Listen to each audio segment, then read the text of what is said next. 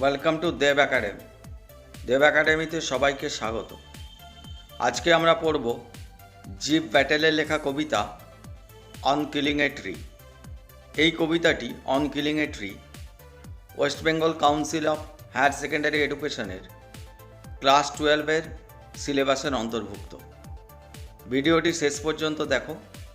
আশা করি কবিতাটি সম্পর্কে তোমাদের একটি সুস্পষ্ট ধারণা গঠন হবে। কবিতাটি ভালো লাগলে অবশ্যই লাইক করবে এবং বন্ধুদের সাথে শেয়ার করবে।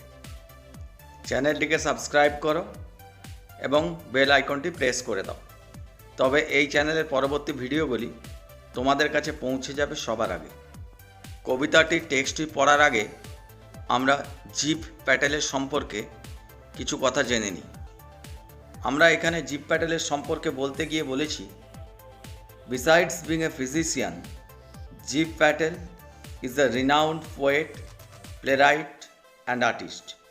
অর্থাৎ একজন চিকিৎসক হওয়া ছাড়াও জীব পটেল একজন বিখ্যাত কবি, নাট্যকার এবং শিল্পী। Born on August 18 in 1940 in Mumbai, he had his education in St. Xavier's School and Grant Medical College. তিনি জন্মগ্রহণ করেছিলেন আগস্টের 18 তারিখ 1940 সালে মুম্বাইয়ে এবং তার শিক্ষা গ্রহণ করেছিলেন সেন্ট জেভিয়ার স্কুলে এবং গ্র্যান্ট মেডিকেল কলেজ থেকে। He still lives in Mumbai and practice as a general physician. তিনি এখনও মুম্বাইয়ে বাস করেন এবং একজন চিকিৎসক হিসাবে কাজ করেন। He along with some other writers belongs to the green movement which is involve in protecting the environment. আরও কয়েকজন লেখক সহ তিনি গ্রিন মুভমেন্টে যুক্ত আছেন, যারা মূলত পরিবেশ রক্ষার কাজ করে। His poems speak of deep concerns for nature and expose man's cruelty to it. তাঁর কবিতা প্রকৃতির প্রতি তার গভীর উদ্বেগ প্রকাশ করে এবং প্রকৃতির প্রতি মানুষের যে নিষ্ঠুর আচরণ তা প্রকাশ করে। Some of his important poems are on killing a tree, postmortem, from Bombay central, old man's death, urban etcetera.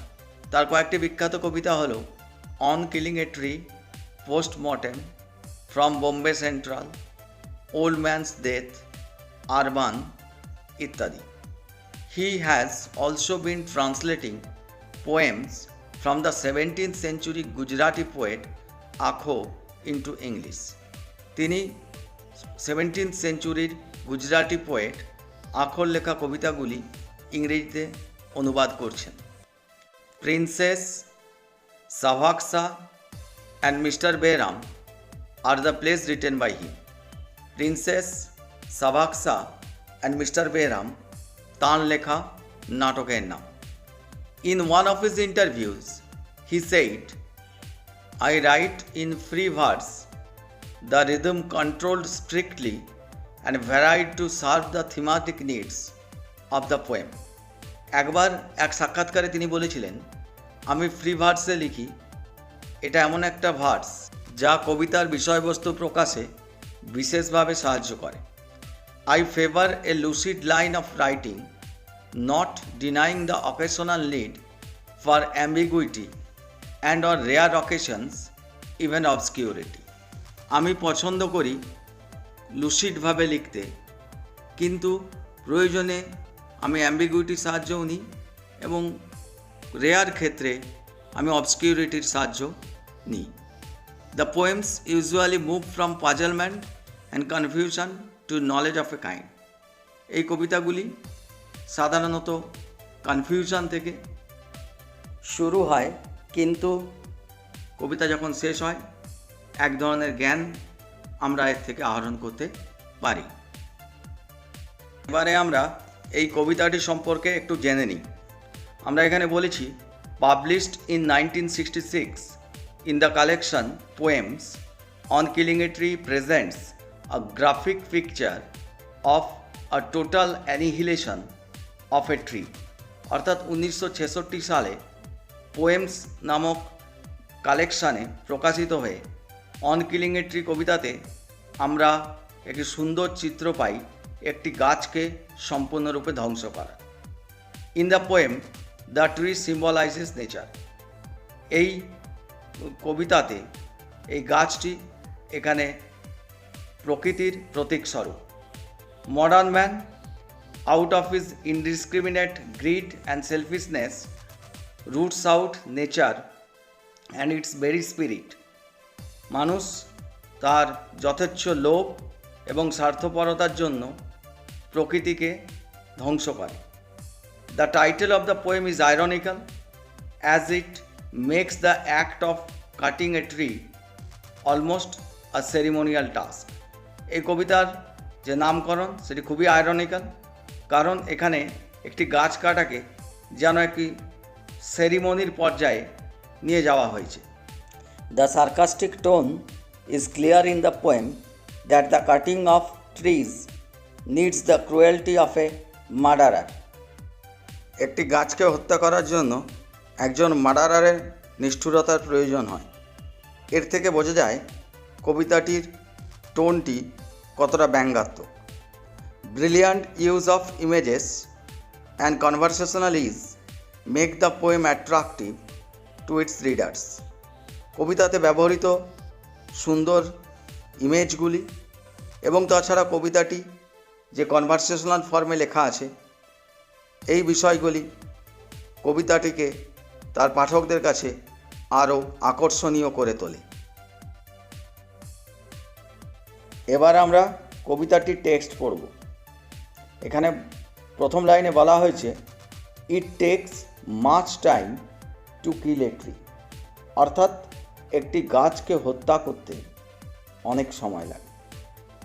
অর্থাৎ একটি গাছকে হত্যা করা খুব একটি সহজ কাজ নয়, মানে আমরা চেষ্টা করলেই সহজে একটি গাছকে হত্যা করতে পারবো না।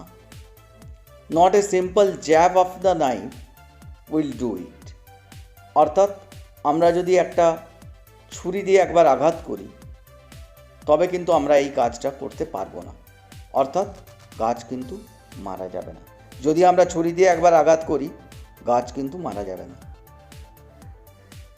এরপরে যেটা বলা হয়েছে, গাছ কিভাবে বড় হয়েছে।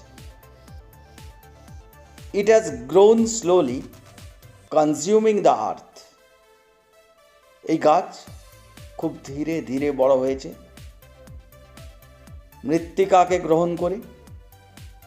রাইজিং আউট অফ ইট, এই মৃত্তিকা থেকে সে বড় হয়ে উঠেছে। ফিডিং আপন ইটস ক্রাস্ট, এই পৃথিবীর যে ভূত্বক অর্থাৎ উপরিতল, সেখান থেকে সে আহার বা খাদ্য গ্রহণ করেছে। অ্যাবজর্বিং ইয়ার্স অফ সানলাইট, বছরের পর বছর ধরে সে সূর্যের আলো গ্রহণ করেছে। এয়ার, বাতাস গ্রহণ করেছে। ওয়াটার, জল গ্রহণ করেছে। And out of its leprous hide sprouting leaves.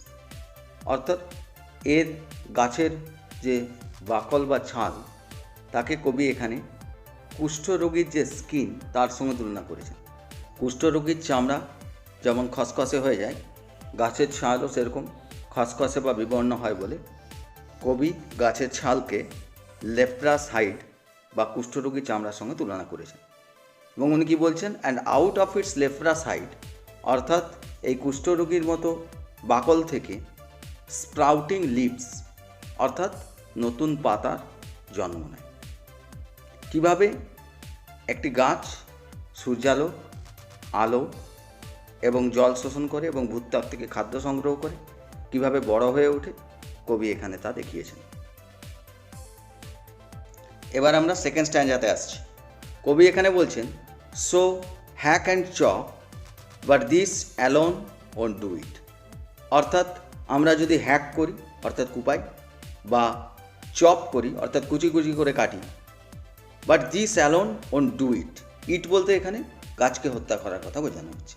অর্থাৎ আমরা কোপাই বা কুচি করি, কোনো কিছুতেই গাছ কিন্তু মারা যাবে না। Not so much pain will do it. আমরা যদি গাছকে অনেক কষ্ট দিই তবুও কিন্তু গাছ মারা যাবে না, কারণ গাছের জীবনী শক্তি এতটাই, গাছের প্রাণ শক্তি এত যে তাকে আমরা যদি কোপাই বা কুচি করি তবুও কিন্তু সে মারা যাবে না। তাকে যদি আমরা কষ্টও দিই তবুও কিন্তু সে মারা যাবে না। The bleeding bark will heal. যে রক্তাক্ত যে তার বাকল, কবি এখানে ব্লিডিং কথাটা ব্যবহার করেছেন। গাছের কখনোই মানুষের মতো রক্ত পড়ে না, তবুও কবি এখানে ব্লিডিং ওয়ার্ডটি ব্যবহার করেছেন মানুষের নিষ্ঠুরতাকে, মানুষের ক্রুয়েলটিকে বোঝানোর জন্য। আসলে কবি এখানে গাছকে কোপালে তাতে যে এক ধরনের রসের নিঃসরণ হয় তাকেই বোঝাতে চেয়েছেন। উনি বলেছেন the bleeding bark will heal, অর্থাৎ এই রক্তাক্ত বাকল আবার সেরে উঠবে, আবার স্বাভাবিক হয়ে যাবে। অর্থাৎ গাছ তার প্রাণ শক্তি, তার জীবনী শক্তি নিয়ে আবার নিজেকে সারিয়ে তুলবে, মানুষ যতই তাকে হ্যাক করুক বা চক করুক না কেন। And from close to the ground will rise curled green twigs, অর্থাৎ মাটির খুব কাছাকাছি জায়গা থেকে কুঁচকানো, কার্লড মানে কুঁচকানো, গ্রিন মানে সবুজ, টুইগস মানে ছোট্ট শাখা বা নতুন শাখা আবার বেরিয়ে আসবে। গাছের প্রাণশক্তি এত যে তাকে আমরা হ্যাক করলেও চক করলেও আবার মাটির একদম কাছ থেকে নতুন কোঁচকানো সবুজ শাখা বেরিয়ে আসবে, যাকে কবি বলছেন মিনিয়েচার বাউস, অর্থাৎ খুবই ছোট এক ধরনের পল্লব বা শাখা, ছোট্ট শাখা, হুইচ এই ছোট্ট শাখাটাই ইফ আনচেকড, যদি এর বৃদ্ধিকে প্রতিহত না করা হয়, উইল এক্সপ্যান্ড এগেইন, আবার সে বড় হয়ে উঠবে, বৃদ্ধি পাবে টু ফর্মার সাইজ, অর্থাৎ সে আবার তার পূর্বের অবস্থায় ফিরে যাবে। ফর্মার কথাটার অর্থ হলো পূর্বের অবস্থা, অর্থাৎ গাছের ওই মিনিয়েচার বাউস বা ক্ষুদ্র শাখার বৃদ্ধি যদি মানুষ কোনো রকম বাধা সৃষ্টি না করে বৃদ্ধিতে, তাহলে কিন্তু সেই মিনিয়েচার বাউস আবার একদিন সেই পূর্বের মতো বড় গাছের শাখায় বা বড় গাছে পরিণত হবে। এটা এতটাই হচ্ছে গাছের জীবনী শক্তি বা গাছের প্রাণ শক্তি। এবার আমরা আসছি থার্ড স্ট্যান্ডাতে। এখানে কবি বলছেন no, the root is to be pulled out, অর্থাৎ কবি এখানে কিভাবে আমরা গাছকে হত্যা করতে পারি, কত নিষ্ঠুরভাবে, কত নিষ্ঠুর প্রক্রিয়ায়, সেটা এখানে বলেছেন। এটি খুবই ব্যঙ্গাত্মক, উনি শ্লেষাত্মক ভঙ্গিতে বলতে চাইছেন মানুষ কত নিষ্ঠুর পদ্ধতি প্রয়োগ করলে তবে একটা গাছ মারা যায়, মানুষ সেটাও প্রয়োগ করে একটি গাছকে হত্যা করে। কবি এখানে বলেছেন no, the root is to be pulled out, অর্থাৎ শিকড়কে উপড়ে ফেলতে হবে। পুল আউট অর্থাৎ উপড়ে বের করে আনা, টেনে উপড়ে তোলা। তার রুট মানে শিকড়, তার শিকড়কে তুলে আনতে হবে। আউট অফ দ্য অ্যাঙ্কারিং আর্থ, তাকে তুলে আনতে হবে কোথা থেকে? আর্থ, যে আর্থকে উনি বলছেন অ্যাঙ্কারিং। অ্যাঙ্কারিং কেন বলছেন? অ্যাঙ্কার মানে আমরা জানি নোঙর ফেলা, অর্থাৎ অ্যাঙ্কার বা নোঙরের কাজ হচ্ছে দৃঢ়ভাবে ধরে রাখা। এই যে মাটি, এই আর্থ বা মাটি গাছের শিকড়কে শক্তভাবে ধরে রাখে, তাই তিনি আর্থকে বলছেন অ্যাঙ্কারিং। এই অ্যাঙ্কারিং আর্থের থেকে, অর্থাৎ দৃঢ়ভাবে ধরে রাখা মাটি থেকে গাছকে আমাদেরকে উপড়ে তুলে আনতে হবে। It is to be roped, একে দড়ি দিয়ে বাঁধতে হবে। টাইট, একে দড়ি দিয়ে বেঁধে, রোপড মানে দড়ি, আমরা জানি দড়ি দিয়ে বাঁধা, টাইট মানে বাঁধা, অ্যান্ড পুলড আউট, দিয়ে একে টেনে বের করে আনতে হবে। স্ন্যাপড আউট অর্থাৎ ছিঁড়ে বের করে আনতে হবে। আর পুলড আউট এন্টায়ারলি, সম্পূর্ণরূপে একে উপড়ে টেনে বের করে আনতে হবে। কোথা থেকে বের করে আনতে হবে? Out from the earth cave, অর্থাৎ আর্থ কেভ থেকে বের করে আনতে হবে। আর্থ কেভ কি? আর্থ কেভ হচ্ছে শিকড়কে যদি উপড়ে নেওয়া হয়, গাছের শিকড়কে, তবে মাটির মধ্যে যে ফাঁকা অংশ তৈরি হয় তাকে বলা হয় আর্থ কেভ। সেই আর্থ কেভের মধ্যেই শিকড় থাকে। সেই আর্থ কেভ থেকে কবি বলছেন গাছের শিকড়কে উপড়ে তুলে আনতে হবে, এবং যদি তুলে আনা হয় তখন সবাই বুঝতে পারবে and the strength of the tree exposed, অর্থাৎ তখন সবাই বুঝতে পারবে যে গাছের শক্তি কতটা, গাছ কত বলবান। কিন্তু গাছের এই শক্তির উৎস কি সেটা কবি এখানে বলেছেন। দ্য সোর্স অর্থাৎ উৎস কি? হোয়াইট অ্যান্ড ওয়েট, সাদা এবং আর্দ্র। কে সাদা এবং আর্দ্র? সেটা হচ্ছে রুট বা শিকড়, যেটা হচ্ছে সাদা আর ভেজা বা আর্দ্র। দ্য মোস্ট সেন্সিটিভ, এই রুট হচ্ছে গাছের সব থেকে সেন্সিটিভ বা সংবেদনশীল অংশ। হিডেন, যেটা দীর্ঘদিন ধরে লুকানো থাকে। ফর ইয়ার্স, বছরের পর বছর ধরে লুকানো থাকে। কোথায় লুকানো থাকে এই রুট? ইনসাইড দ্য আর্থ, অর্থাৎ মাটির মধ্যে লুকানো থাকে এই গাছের শিকড়, যে শিকড় হচ্ছে হোয়াইট অ্যান্ড ওয়েট, অর্থাৎ সাদা এবং আর্দ্র বা ভেজা, এবং যেটা অ্যাঙ্কারিং আর্থের মধ্যে, আর্থ কেভের মধ্যে লুকানো থাকে। এবং মানুষ যেটা উপড়াতে যায় তখন মানুষ বুঝতে পারে গাছ কত শক্তিশালী বা বলবান। কিন্তু মানুষ এত নিষ্ঠুর যে সেই কঠিন প্রক্রিয়া প্রয়োগ করেও, এই নিষ্ঠুর প্রক্রিয়া প্রয়োগ করে সে গাছকে হত্যা করতে চায়। এবারে আমরা আসছি লাস্ট স্ট্যাঞ্জাতে, যেখানে কবি বলতে চেয়েছেন যে শুধু উপড়ে ফেললেই একটা গাছ কিন্তু মারা যাবে না, আরও কিছু উপায় আছে, নিষ্ঠুর পদ্ধতি, যেগুলো প্রয়োগ করলে তবেই একমাত্র গাছের মৃত্যু ঘটানো সম্ভব। কি বলেছেন তিনি বলেছেন then the matter of scorching and choking. এরপরে বিষয়টা হচ্ছে স্কর্চিংয়ের আর চোকিংয়ের, অর্থাৎ ঝলসে দেওয়া, স্কর্চিং মানে ঝলসে দেওয়া, এবং চোকিং মানে হচ্ছে শ্বাসরুদ্ধ করে দেওয়া। এরপরে গাছকে উপড়ে ফেলার পরে তারপর তাকে ঝলসে দিতে হবে, তাকে শ্বাসরুদ্ধ করতে হবে। কোথায়? ইন সান অ্যান্ড এয়ার, সূর্যের আলোতে তাকে ঝলসে দিতে হবে, বাতাসে তাকে শ্বাসরুদ্ধ করতে হবে। ব্রাউনিং হার্ডেনিং, তাকে ব্রাউন কালার অর্থাৎ বাদামি রঙের তাকে পরিণত করতে হবে। হার্ডেনিং, তাকে শক্ত কঠিন করে তুলতে হবে। টুইস্টিং, উইদারিং, তাকে মুচড়ে ফেলতে হবে, তাকে শুকিয়ে ফেলতে হবে, অর্থাৎ যাকে আমরা এক কথায় বলি সিজনিং করা। কাঠকে যে সিজনিং করা হয় তার কথা বলা হচ্ছে। অর্থাৎ গাছকে যদি শুধু আমরা উপড়ে দিই তাহলে কিন্তু গাছের মৃত্যু আমরা ঘটাতে পারবো না। কবি বলতে চাইছেন তাকে উপড়ে ফেলার পরে তাকে স্কর্চিং করতে হবে, চোকিং করতে হবে, ব্রাউনিং করতে হবে, হার্ডেনিং করতে হবে, টুইস্টিং করতে হবে, উইদারিং করতে হবে, and then it is done. তবেই একমাত্র সম্ভব হবে গাছকে হত্যা করা। অর্থাৎ স্কর্চিং মানে কি বললাম?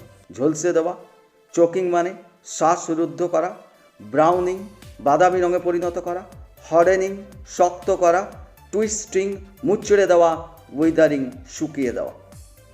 এই নিষ্ঠুর পদ্ধতির মধ্যে দিয়ে মানুষ যায়, মানুষ এতই নিষ্ঠুর, এবং তার মাধ্যমে তারা গাছকে হত্যা করে। অর্থাৎ পুরো কবিতা জুড়ে আমরা কি পেলাম? কবি বললেন একটি গাছ কিভাবে বড় হয়ে ওঠে, কিভাবে সে এয়ার, ওয়াটার, সানলাইট অ্যাবজর্ব করে, সে আস্তে আস্তে বড় হয়ে ওঠে। তাকে যদি হ্যাক করা হয় বা চাপ করা হয় সে কিন্তু কখনো মারা যাবে না। তাকে যদি পেন দেওয়া হয় তবুও সে মারা যাবে না, তার ব্লিডিং বার্ক আবার রিকভার করে যায়।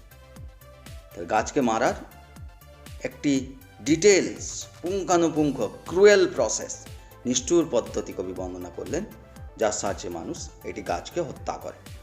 ভিডিওটি ভালো লাগলে অবশ্যই লাইক করবে এবং বন্ধুদের সাথে শেয়ার করবে, আর চ্যানেলটিকে অবশ্যই সাবস্ক্রাইব করবে। ভিডিওটি দেখার জন্য ধন্যবাদ।